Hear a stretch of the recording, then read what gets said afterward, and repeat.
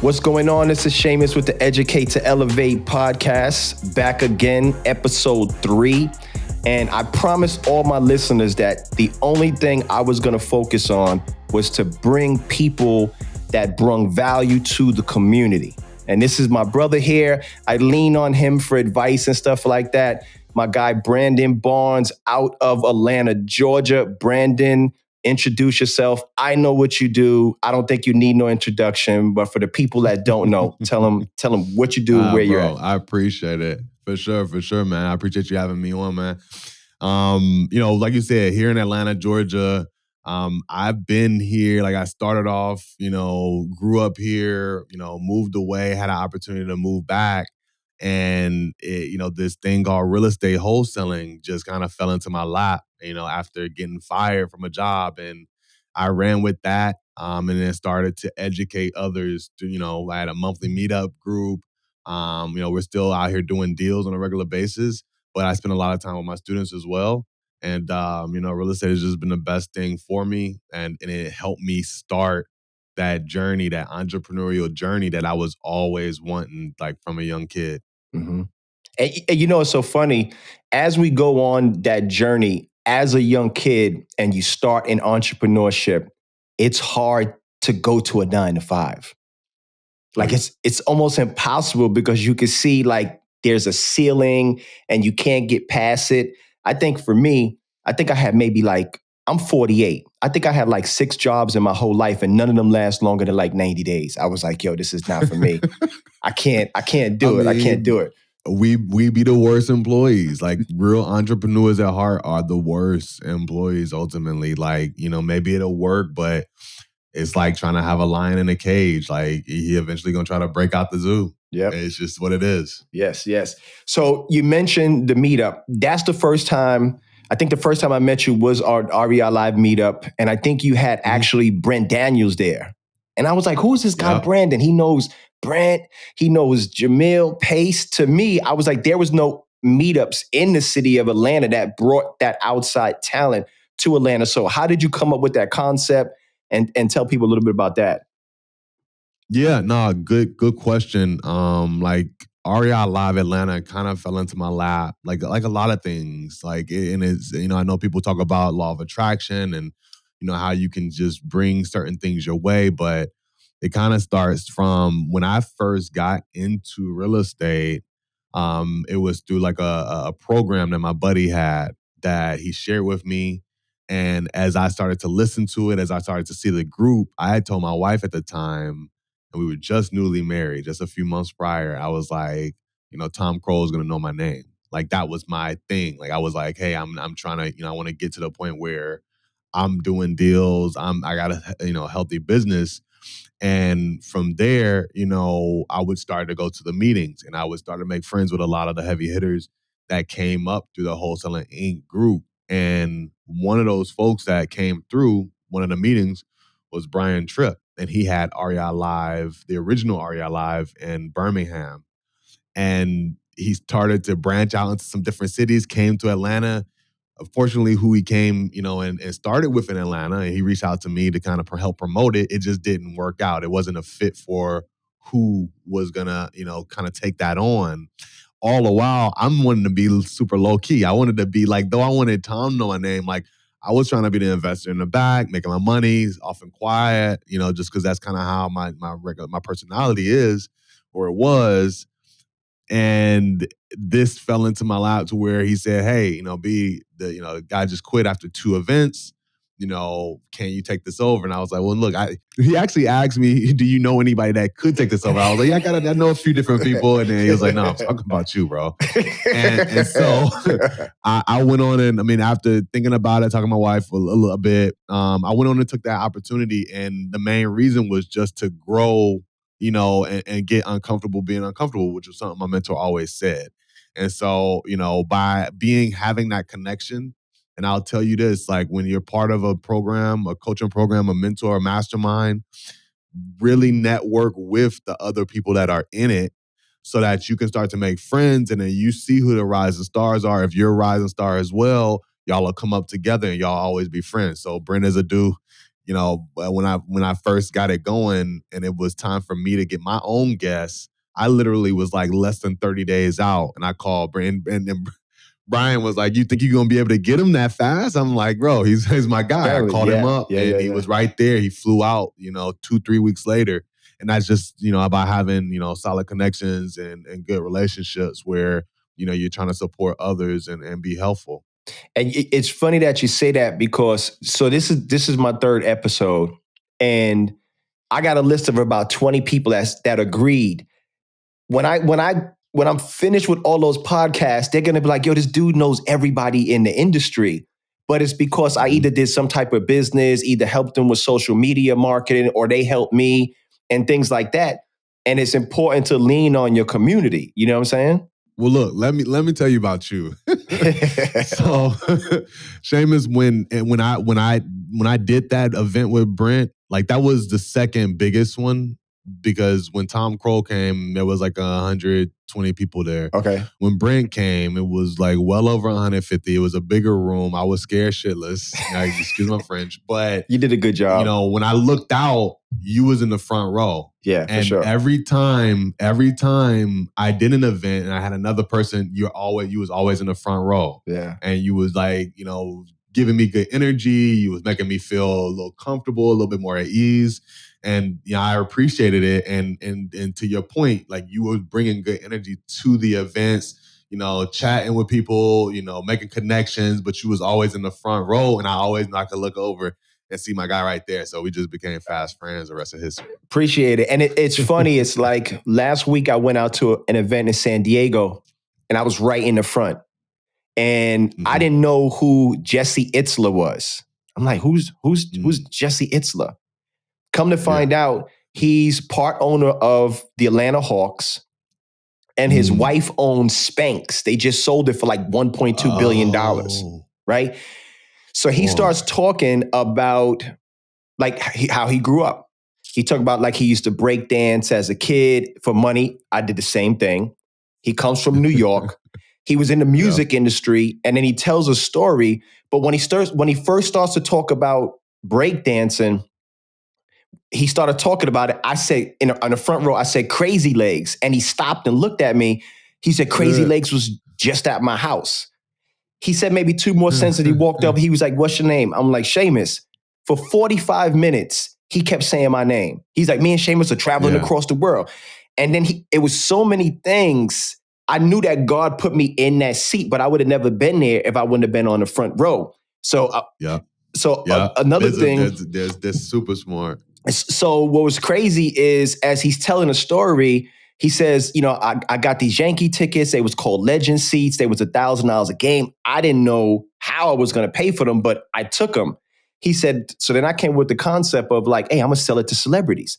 And he says, guess who was the first celebrity that I sold it to? And he puts a picture up of him and Jay-Z. I started in the music industry with Jay. I was ready to walk out. I'm like, hold on. This is crazy. It was just like, I had a pivotal turning point right there. That guy had so many things. And there's some more stuff that go on. I'm like, it's just crazy. But, I always sit in the front row, bro. Like I'm in the front. I want people to see me. And even like you and a lot of people that I'm friends with, I was telling my wife the other day, I said, these were people that when I first started, I said, I want these people to be my friends. And now I'm going to masterminds with people, having dinner with people. To be honest, in some rooms, I'm like, yo, how did I get here? Like, how did I get in this room? You know what I'm saying? Hey, that's a hack. I mean, I think that's a life hack. I think for people to know, and like just like I said, like you definitely want to know your peers and your colleagues in any mastermind, any meetup, any training program. But even that, like sitting in the front row of the room, I think it's super important. Yeah, for sure. So you grew up, I'm sure you grew up in the same similar type of situation. Parents wasn't wealthy, we wasn't, we couldn't afford Harvard and stuff like that.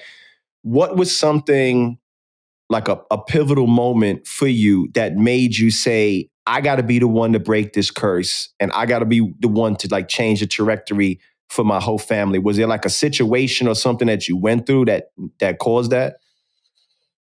Not really. And honestly, for me, it was actually my dad who is been the first one to get the bag kind of in our family. Okay. But just like my parents and me, young parents, they had my sister. So it's me and my sister. They had her at 20. He struggled to put himself through school. He actually got, he had to leave college for a bit with, Reagan era rules or whatever. And so he was actually the first one to start down that path, and it kind of was through basketball. But he, had my sister at 20, me at 23. So they're young parents. So I grew up still in poverty, having to deal with those issues. But he kind of led that charge for me, like before me. But at the same time, it was just me always wanting to, he would tell me like, hey, do you want a job that you would have some freedom? Do you want to not have to have the 9 to 5? It was really, I think, kind of that, he started to say those things, but he was still talking about a job. And so it's funny that when I actually had the opportunity to go into real estate as an entrepreneur, he was still in the back of my head and in the back of my ear and really in my face, saying, are you sure about this? Are you sure about this?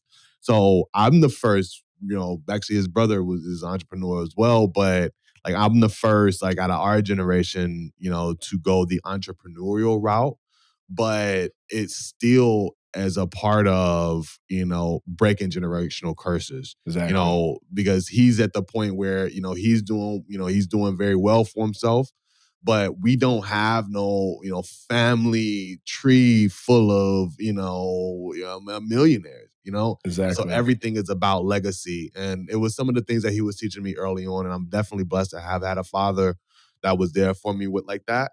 But at the same time, I still had to strike out on my own as an entrepreneur because I was the one, always trying to get the bag as a kid, selling candy, cutting grass.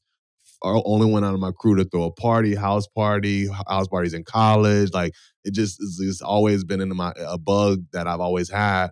And, and I think a lot of it goes back to wanting a better life, not wanting to, have like wanting that freedom and flexibility, but wanting to do it in a way that was different than what I had seen, that I didn't have to go, get a 9 to 5 like my father did. And it's similar in my case. My brother-in-law, he was the one that was like the entrepreneur type. I grew up with my mother. I was a troubled kid. I got kicked out of the 7th grade with a firearm, like 3 schools in a month. My sister took me to upstate, Spring Valley, New York, where it was different.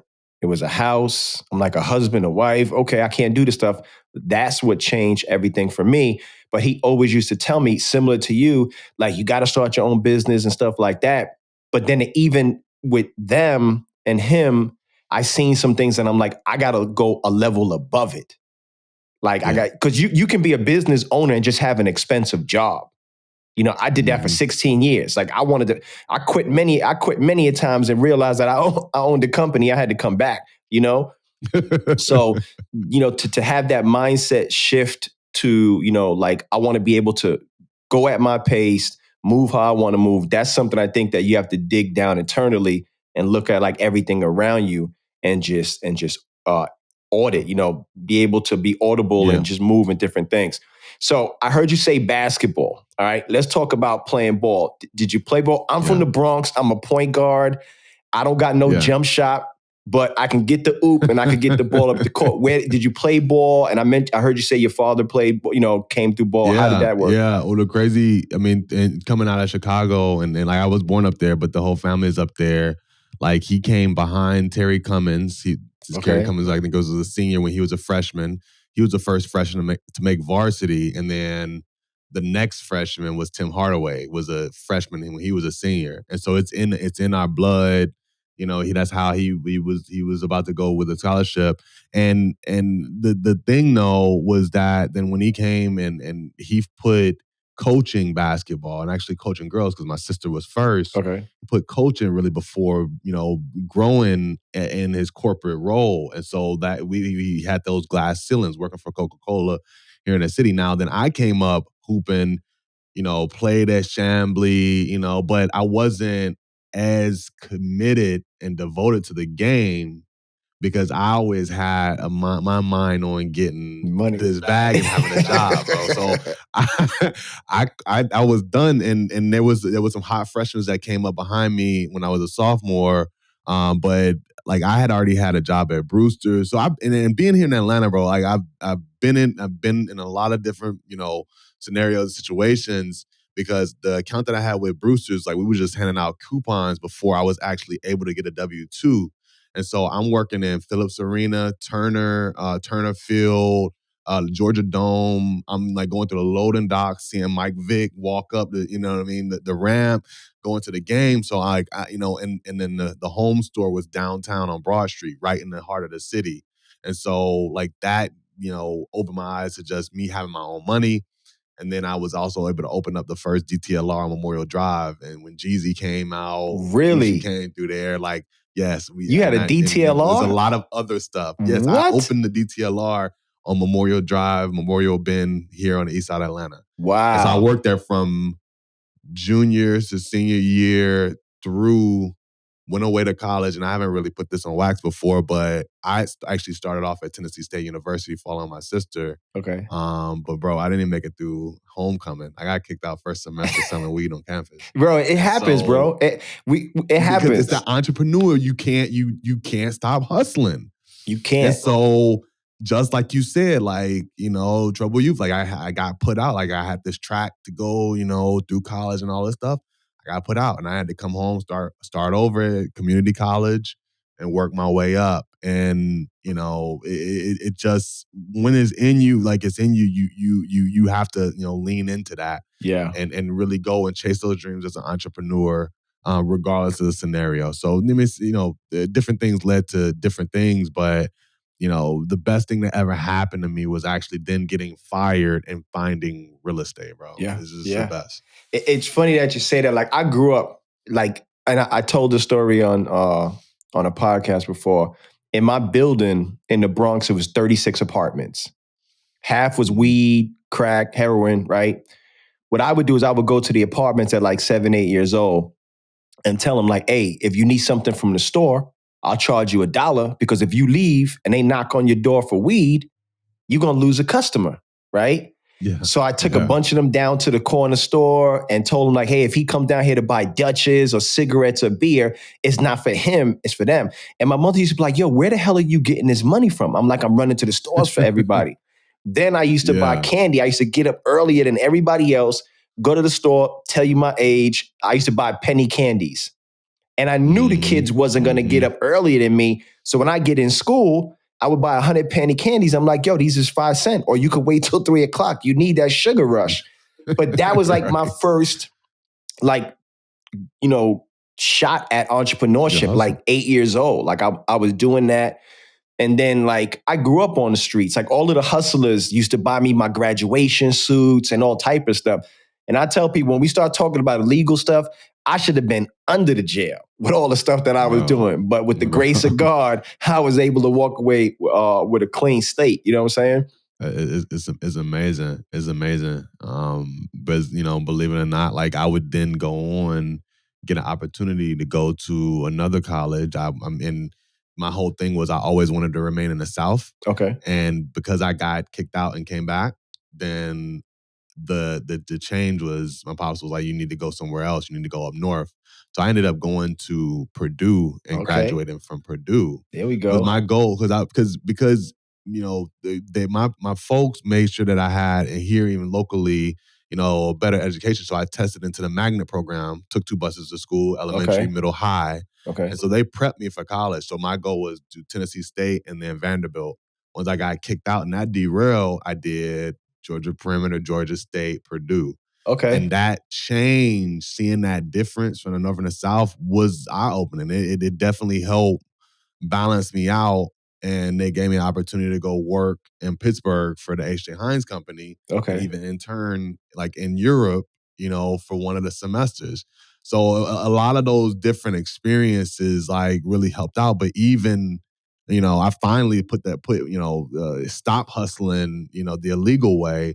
But that was after like even I done made it to the next school and still doing the same stuff that got me locked up before. And so it's tough to get away from it. It is. But it's preparing us for other opportunities more legally. And I do feel like there's a lot of opportunities. There's still opportunities to make money in different types of ways, but with the internet being and the social media being so widespread, there's so many opportunities for people to make money on the internet the right way. So I just think it's great that you're doing what you're doing and also sharing different people's experiences and stories. Somebody can be inspired by that and go and find their path and don't run the risk that me and you did growing up, bro. Exactly. It's crazy. And it's funny because when I first came down to Atlanta, I was still hustling. Like I'm out on the ball court playing with Tim's on and stuff like that. They're like, yo, this dude gotta be from New York. I ain't got no sneakers on or nothing. But I remember telling God, I was like, listen, if you can just give me a shot at something where I don't jeopardize my safety for my family, I'll go all in. And that was my uniform company. I started in 2004, wound up building that up to 7 figures. But from that day on, I never touched anything illegal. But That's dope. Growing up in areas where we come from, like we don't have like nowadays with the internet, you can go online and look and find role models. Oh, I want to be like Brandon. I want to be like Shamus. Cool. Back then, we didn't have that. It was like, who was in the hood? What was they doing? They was trapping. They was hustling. Rapping or playing ball. Exactly. And, yo, I swear, if you look in my yearbook, it says, what do you want to do? It's like a rapper or play ball. That was the only two things. And I got far with the rapping. I had records that was on Billboard and stuff like that. But then again, I didn't know anything about business. Yeah. I was like, man, I turned down 7-figure checks. And I'm like, nah, because I want to own my masters and stuff like that. And then being around people like Jay-Z and stuff like that, I'm like, man, this is the route that I want to go. So I completely understand, So with real estate, I know you do fix and flips. You do a lot of hoteling and tell a little bit about like your structure, your business, like what your numbers look like as far as like what's your goal and how many flips and stuff like that for everybody.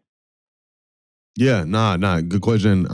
Like, so when I started out, it was, and I think a lot of people that start off, I think wholesaling is the cornerstone of all real estate because it'll show you how to find the right property. So if you start from that and never forget it, you'll always be able to have that opportunity to purchase right, especially if you have the time and the ability to actually go out and do the work to find the properties. And so it was all about making 6 figures. And then it got to a point where, I said, hey, I needed to bring somebody on to help me, grow. So I'm not just running myself ragged.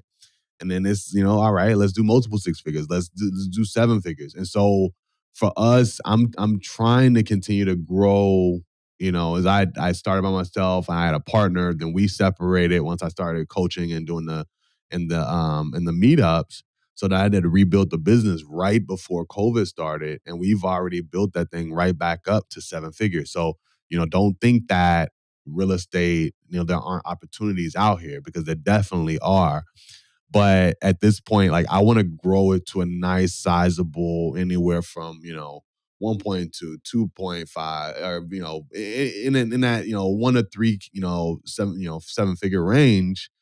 And then just hold it there as a means of generating leads and opportunities. Because I think from what I've seen and from talking to peers, if you really chase having the biggest, baddest wholesale operation, you're going to be on a constant treadmill that it starts, the more money you spend and put into it and the dump to have a bigger business, the less your margins will end up being.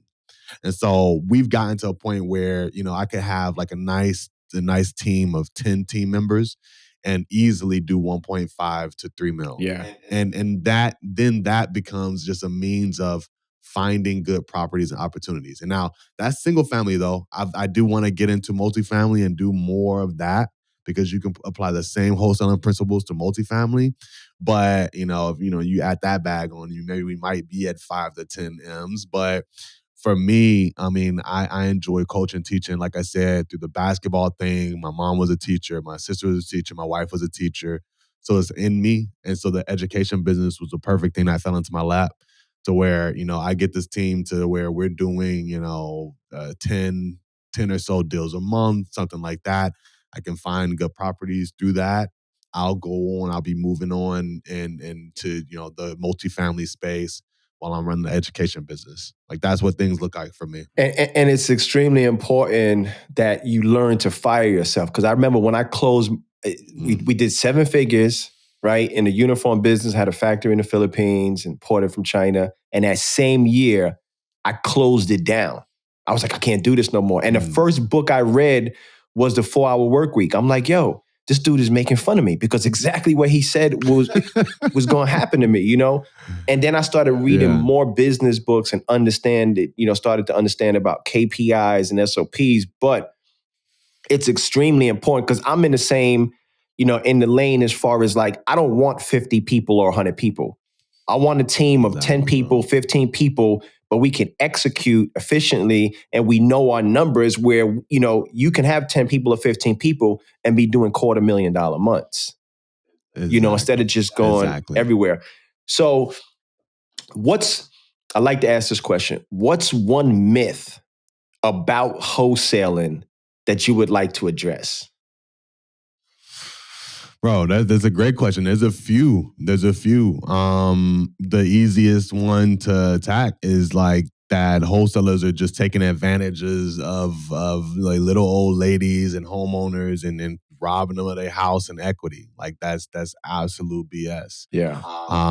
But oftentimes when you see stories like that, they're manipulating the data to make it seem like you're taking a house at 25 cents on the dollar when they're using Zillow to comp the property. We know how that goes. You know how that goes, and we do a good job. And I think that this is something that the industry has to move to. And I'm proud of seeing people trying to help build.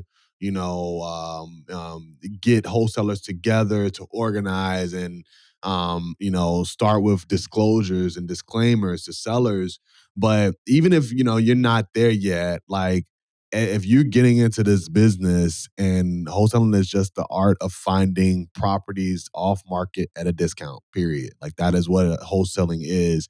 And when you're speaking to homeowners, let them know, up front as early as possible. And of course, this wasn't me in the beginning, that, we will purchase the home sometimes to flip it, to, rehab it, to hold it.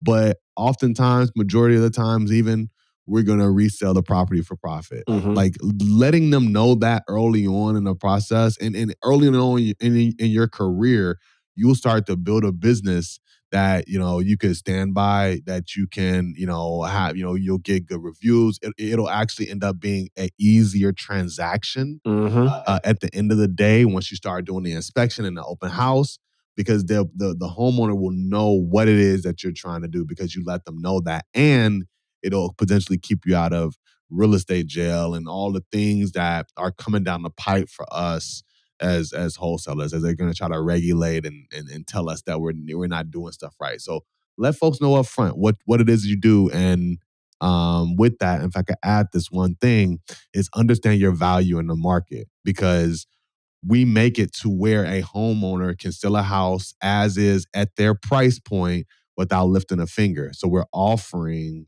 speed or the best timing, because sometimes they need more time. Sometimes they need, time after closing. We're offering, a known price, a known timeline, and convenience. And for that, we have to make money too. That's what we offer. And if you lean on that, you can let them know what it is you're doing, because you're still offering a service that a real estate agent can do and a cash buyer investor don't know how to do. Yeah, that's 100% true.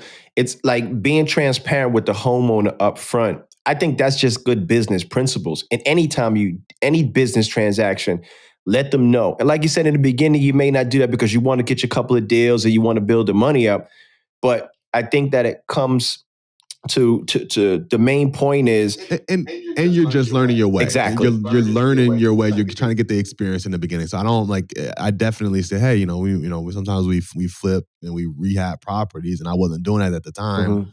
but I didn't know how to communicate what I didn't know. It comes with time. But as soon as you get that, yeah, it comes with time talking to homeowners, being confident on the phone and stuff like that. You know, I tell my wife all the time, I'm like, yeah, if you ain't getting cursed out or, you know, getting a middle finger emojis in the text replies, you're not doing your job. It's like when I tell the cold calls, I'm like, listen, you're probably going to get cursed out every single day. So what do you think it takes to be successful wholesaling?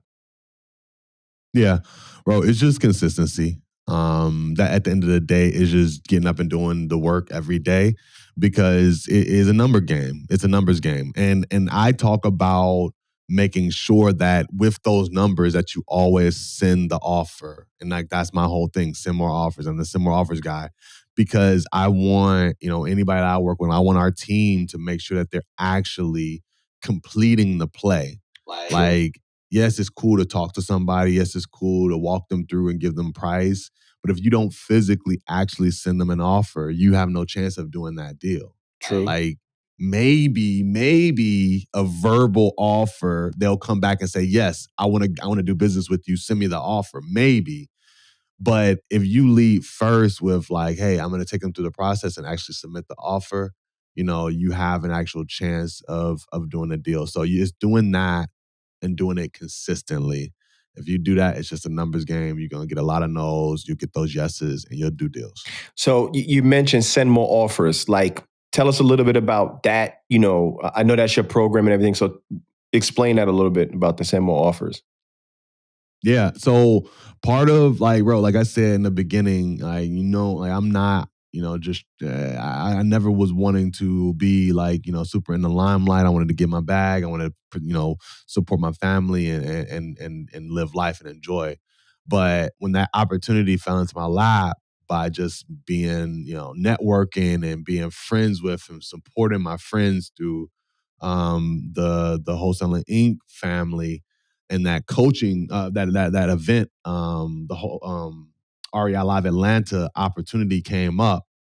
You know, part of running a local monthly meetup, and you know, we always brought the biggest and best guests to the city, was that people are going to keep coming up and asking about how you got to this point. How do you do deals? I want to learn.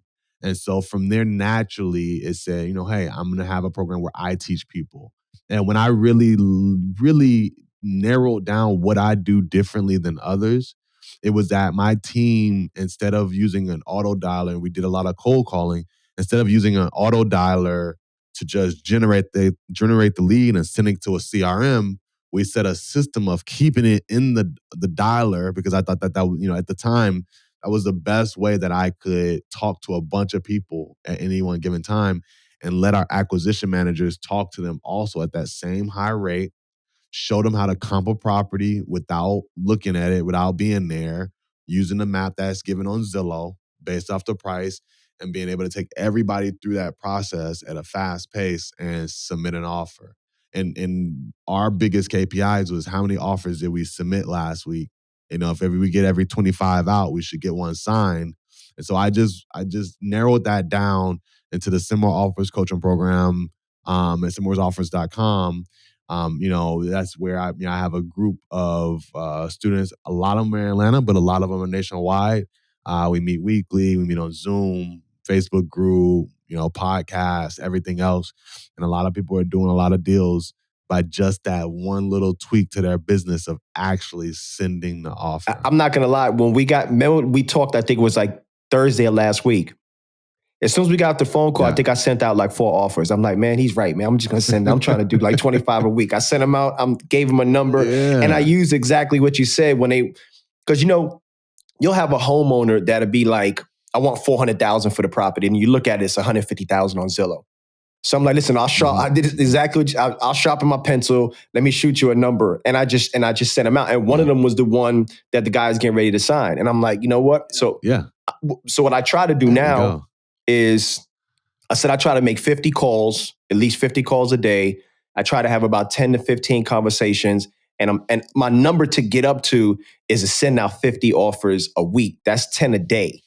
Yes. You know, so if I get that, like you said, if you know your KPIs and it's tracking, you know, it takes 1 to every 25, that's 8 deals a month. And if your spread is 15, 20, 30K, you're talking about 6 figures, and that changes There you go. a lot of people's lives when you be able to, when you could pay yourself 30K a month or 40K a month. You know what I'm saying? Right. I mean, bro, it's so much to set up when you get going that you almost forget that, Oh, I you did. didn't send that offer. You didn't really I did. you didn't really finish the play. You know what I mean? And you got everybody got a lot of stuff going. You just forget that piece. And once you make that slight switch, you know what I mean? It helps. But I also think that, people don't feel comfortable coming up with that offer price. And we like to really do it in ranges. But if anybody gives me a property anywhere in the country right now, I can go on my phone, look on Zillow, draw a map around that property, see every comp that sold, and see where the as is sales price is. Okay. If I want to make 10K on that deal, I just go in 10K less than what the as is sale happened Gotcha. for in that neighborhood, similar house, and that's my maximum allowable offer. If you use that principle, you can comp any property in the country just based off of Zillow while you're in a live conversation with that homeowner. Yeah, and that's what we do. Which is extremely important. And it's funny that you say that because, I just relaunched Magneto Homes in January. So I'm building out. I went from Podio to REI Simply, managing the phone call, doing all these sheets. And when we talked, I was like, damn, I'm doing all of this. I got my systems right.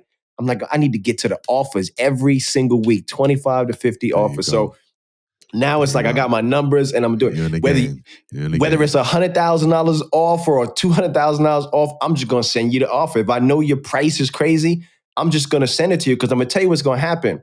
When you talk to 15 other investors and they give you lower prices than I did, and you see nobody's giving you the 400,000, you're gonna look back on that contract and be like, damn, he did offer me this for the property. So he did, and he did send it. Exactly. He did send me something. I got something from him. Like the offer becomes another marketing piece, bro. Exactly. Like that keeps the conversation going. Now you got a reason to call him back. Hey, did you get the offer? Exactly. What'd you think? Exactly. And it's all about conversations and just building that. What's some advice you would give to new wholesalers? Yeah, I mean, the consistency is key. Coaching, mentoring. But I think I've been liking something I've heard a lot recently. It's important to stay around the fire, right? It's important to be in the mix, and I know even with COVID, a lot of events aren't happening. Like even if it's on social media, even if it's in a Facebook group, it's easy to be isolated when you're trying to do this business early on. But go to properties early on, experience it, walk it, understand what you're dealing with, and then network with other wholesalers in your area, other investors, so you can start to build something. And when you're ready, look, you're not gonna get where you want to be without somebody giving you the blueprint. You know what I mean? It's hard to reinvent the wheel. So then you go after coaching and be hella consistent. You'll do numbers. Yeah, and most people don't understand it's extremely important to invest into mentors to cut the learning curve. Like last year, I was talking about this the other day. Last year, I spent $100,000 on mentors and masterminds, and my buddy's like, "What are you doing?" I'm like, "Well, there's somewhere that I want to get to." You know what I'm saying? There's somewhere, and they know something that I don't know. My goal this year is to spend $250. I got a couple of people, and I'm like, it's going to cost me $50 to work with him. But if I know you're where I want to be, and you can cut that learning curve, I want to spend that money with you. And it's important also too, you could give your money to the wrong mentor. I did that before where I'm like, man, this dude didn't teach me nothing. He ain't have the best interests at heart. So you definitely got to do your due diligence with, who you spending it with. But I would advise people, if you could afford to spend money on mentorships and courses, man, in my Google Drive, I got so many courses.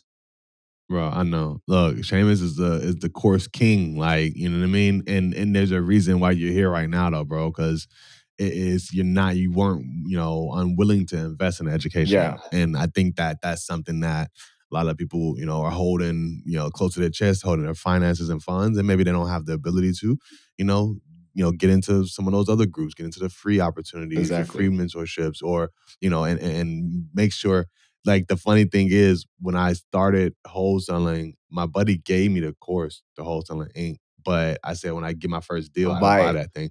Because now I can speak to the coach. Yeah. That's important. I just went down and met with Tom in Florida in December. Yeah. Like he's my homie.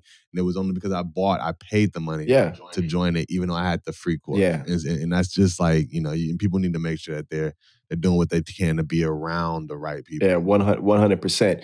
What do you read a lot? If you do, because I know you're always having books and everything, what's something that you may have read or listened to lately that inspired you? Yeah, man. I wish I had enough time. I got hella books. Hella books. It's hard finding time to read, man. I got 5 kids and it's tough. But what I do is when I do grab a book, and I've been a lot better about this recently, like I open it, I go through the index, I look at the whole thing, and I'll at least spend some time getting something out of it. But the most recent book that is super important, I think that everybody should check out, is Profit First for Real Estate Investors. Okay. Now, it's not like the most, it actually is. I'm going to say that it can be kind of the most mind-blowing thing when you've been in this business for a while and the finances have been tough. Like it can really expand your mind. But I know there's a bunch of great books out there, but if you really live that model, you will set yourself up for financial success to where you're not always in that rat race. So that is the most recent book that I actually read a few pages out of. Okay. I'm probably about halfway through, but I at least got the concepts down to make sure that things are being positioned in the right way. So Profit First is David Richter. Okay, I'm gonna check that one out. I'm gonna recommend one, The 12-Week Year. When I read that book, is that also by? It's Brian. I think Brian Morgan. Author? I think his first name is Brian. Okay. But that book basically turned up my sense of urgency. Like I used to be able to see a bottle sitting on my dresser and be like, I'll take it out tomorrow. Now I'm like, I got to take it out right now. Like it just turned up the sense of urgency. Basically, every month is a week, every week is a day, every day is an hour. So it makes you think about things like I don't have 12 months to really execute on things. And I got the workbook and everything.